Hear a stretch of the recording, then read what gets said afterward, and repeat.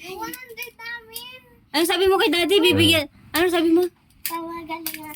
Tawagan. Pailaw mo para mas maganda. Pag magaling ka, bibigyan ka ng 100. Sige nga daw.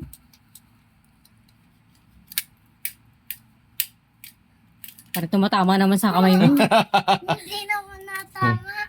Tuloy-tuloy nga eh. Tuloy-tuloy. Aray ko. Tuloy-tuloy nga ang pas sa kamay mo. Sa kamay.